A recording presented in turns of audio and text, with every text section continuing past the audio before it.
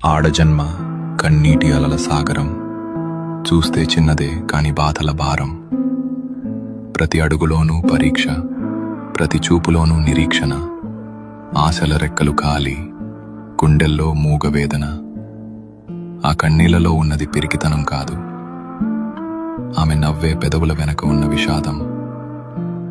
లోపల ఎన్ని గాయాలైనా బయట పడనీయదు, గతం ఎన్ని చీకట్లను తెచ్చినా తలెత్తుకు బతుకుతుంది.